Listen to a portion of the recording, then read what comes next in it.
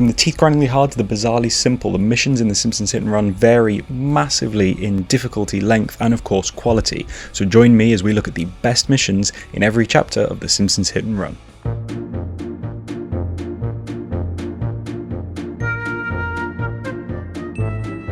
Kicking off with a bang, we have level 1 in Evergreen Terrace during the day with Homer. Everyone knows this chapter of the game. Starting at the house fully clothed, the game quickly descends into a mess of car crashes, public indecency, and domestic violence. But on this journey there are a handful of mediocre missions. It's part of the game's job to introduce the player to the game, the world, how everything works. So the first few missions aren't all really that exciting. They typically just involve Homer driving somewhere, then driving back. Thrilling stuff. Anyway, while none of the missions are inherently bad, it's really hard to pick an excellent one. But I'm going to go with the final one, the Fat and the Furious. Now, I have a couple of reasons for this. The main one being that it's a serviceable race. It's fun, and I like it.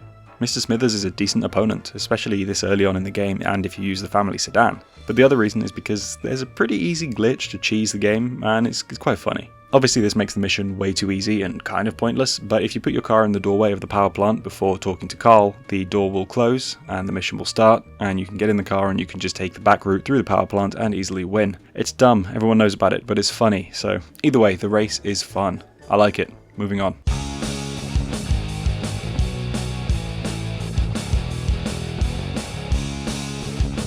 Level 2 is Bart's first level and arguably where the game picks up a lot. Like every level, the first mission is designed essentially to take the player around the map, either in race, chase or runaway form, and that is fine. Doesn't always make for the best mission, but hey ho. I actually love this map. I love them all, but exploring the different districts of downtown Springfield is great. Anyway, Monkey See, Monkey Do is a great one. Yeah, you have to buy that stupid car, but you don't need to use it, which is great. You can just change it straight away.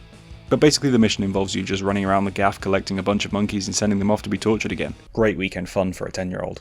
I like the way these monkeys are hidden. You have to look everywhere, you have to be fairly quick. It's a nice one. Maybe not the most exciting, but if we go for exciting in this level, we're stuck with a mission where you have to ram the same kind of car 5 times until they blow up.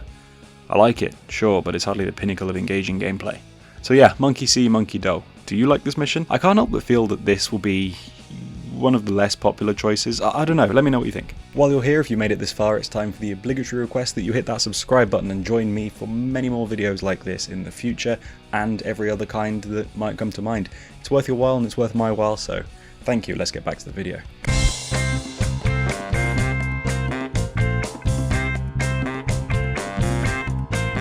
Level 3. Oh man, you know how I said I love the map from level 2? Yeah, well I love this map even more. This is just so fun to drive around in that it almost makes you forget how basic the missions are. Maybe that's unfair. My issue is that Lisa's chapter of the game basically has you completing a short race you win with ease from all the shortcuts. Then follow Milhouse around the map with no threat or difficult time limit, and then you hit Cletus to get some roadkill, a level formula already done a few times by this point, and so on. None of the missions really feel that exciting to me. I do, however, like the level as a whole. It's a weird thing. All the missions are good, they're just not top tier excellence individually. As a whole though, fantastic. Anyway, Fishy Deals is great. I love tight time constraints and collecting things, so this level is a surefire win. It's placed in a level full of really basic missions, so it's almost a default win, but still good nonetheless. And finishing the mission on a jump is always a great idea for any game, in any level, in anything, ever.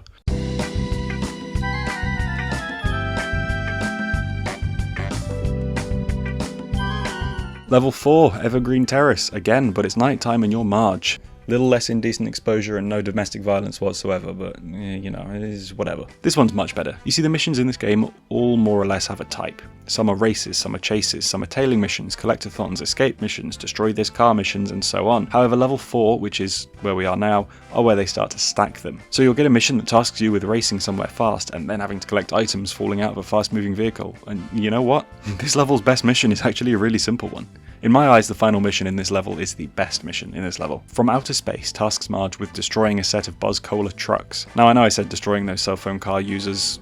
Nope. No, I know I said destroying those cell phone users' cars in level 2 was maybe a bit dull, but they are weak cars with the same default driving route in one area of the map. These Buzz Cola trucks are tough to beat, and they have Marge going all around the map to beat them. Way more engaging, way more fun, and overall just a great mission and a great way to end the level. I've just realised so far I've only chosen either the final or penultimate mission in each level. I mean, I guess they all get more exciting as they go on.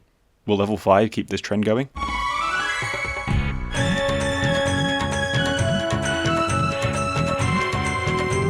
No, it does not. But first, why does this game have you playing as Apu? Like, I get every main Simpsons character, it makes a lot of sense. But if they're going to have Bart and Homer again, then why not just do Lisa or Marge again? Apu is such a weird choice. I mean, it gives us the lean, mean Vindaloo machine line, so I'm not complaining. Anyway, I just love the missions in level 5, they're a ton of fun, and it's genuinely hard to pick a standout mission here. Never Trust a Snake is so fun, albeit tough. Quick Cash is a good one. Yeah, maybe. Even the last mission is great, but for me, 8 is Too Much is just the best mission. I love how batshit crazy the parents of these octoplets drive. The mission is just so great. I love zooming around trying to catch them up and smash into a car full of newborns. Great weekend fun for your local Hindu.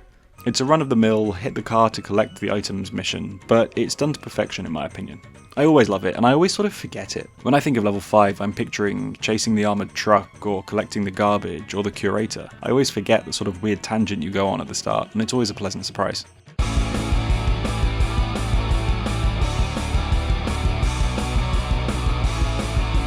Level 6 has some of the most infuriating missions in the game, and I love it for that. This is my favourite level, for the record. I love the hidden cards, the wasps, the missions, the races and the vehicles, and of course it is my favourite map. Wonderful level. This is actually one of the hardest choices to make, because unlike some earlier chapters, every mission in this level is a standout for me. They all ramp up the difficulty in a fair but noticeable way, and it's just more fun. They're a set of 7 excellent missions that I never get bored with, but it is set to kill. I know some people hate this level, and I did as a kid, but man, I love it now. It's the only time I stick with the car you have to buy. Like, you know how you have to buy a car for some missions and you do it? Well, I assume by this point most people know you can just change it at the phone booth at any time, like as soon as the mission starts. But set to kill, I kinda love the awful car you have to use. It makes the mission a bit harder, and it's just so much fun to zoom around in and destroy those stands. It's exciting. It takes you all around the map with a tight time constraint, so you really have no space for slip-ups. I don't know, it's fun. They're all so good, but this one is just the goodest.